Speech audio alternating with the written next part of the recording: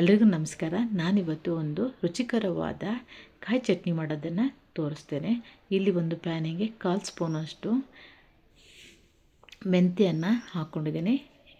ಇದು ಬ್ರೌನ್ ಕಲರಿಗೆ ಬಂದ ಮೇಲೆ ಇದಕ್ಕೆ ಸ್ವಲ್ಪ ಉದ್ದು, ಹಾಗೆ ಸ್ವಲ್ಪ ಜೀರಿಗೆ ಮತ್ತು ಸಾಸಿವೆಯನ್ನು ಹಾಕ್ಕೊಂಡು ಬ್ರೌನ್ ಕಲರ್ ಬರೋ ತನಕ ಫ್ರೈ ಮಾಡಿಕೊಂಡು, ಇದು ಕೂಡ ಒಂದು ಮಿಕ್ಸಿಂಗ್ ಬೌಲಿಗೆ ಹಾಕ್ಕೊಂಡು, ಇವಾಗ ಇದಕ್ಕೆ ನಾನು 1 ಕಪ್ಪಷ್ಟು ತೆಂಗಿನ ಪೀಸ್ಗಳನ್ನು ಹಾಕ್ಕೊಳ್ತಾ ಇದ್ದೀನಿ.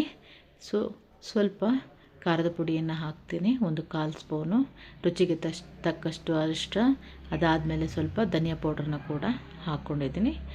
ಮತ್ತು ಸ್ವಲ್ಪ ಓಟೆ ಹುಳಿ ಕೂಡ ಮಿಕ್ಸ್ ಮಾಡ್ತೀನಿ. ನೀವು ಓಟೆ ಹುಳಿ ಇಲ್ಲ ಅಂದರೆ ಹುಳಿಗೆ ಹುಣಸೆ ಹುಳಿ ಕೂಡ ನೀವು ಯೂಸ್ ಮಾಡ್ಕೋಬಹುದು. ಅದಾದಮೇಲೆ ನಾನು 1 ಬೆಳ್ಳುಳ್ಳಿಯನ್ನು ಆ್ಯಡ್ ಮಾಡ್ತೀನಿ. ಅದನ್ನು ತೊಳೆದುಬಿಟ್ಟು ಸಿಪ್ಪೆ ತೆಗೆದು ಒಂದು ಸ್ವಲ್ಪ ಫ್ರೈ ಮಾಡ್ಕೊಂಡಿದ್ದೀನಿ. ಅದನ್ನು ಕೂಡ ನಾನು ಮಿಕ್ಸ್ ಮಾಡ್ತೀನಿ.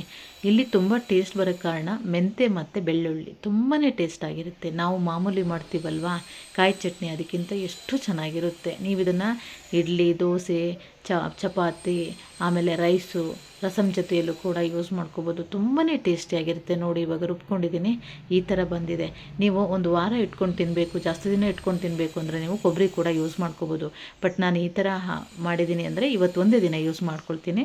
ನಾಳೆ ಕೂಡ ಇಟ್ಟರು ಕೂಡ ಇದೇನು ಹಾಳಾಗೋದಿಲ್ಲ. ತುಂಬಾ ಟೇಸ್ಟಿಯಾಗಿ ಬಂದಿರುತ್ತೆ. ಒಂದ್ಸರಿ ಟ್ರೈ ಮಾಡಿ ನೋಡಿ, ತುಂಬಾ ಟೇಸ್ಟಿಯಾಗಿರುತ್ತೆ. ಇವತ್ತು ನಾನು ಇದನ್ನು ರೊಟ್ಟಿ ಮಾಡಿದ್ದೀನಿ. ಅದಕ್ಕೋಸ್ಕರ ಈ ಚಟ್ನಿ ಮಾಡಿ ನಿಮಗೂ ತೋರಿಸಿದ್ದೀನಿ. ಇಷ್ಟ ಆಗಿದೆ ಎಂದು ಭಾವಿಸಿದ್ದೀನಿ. Thank you.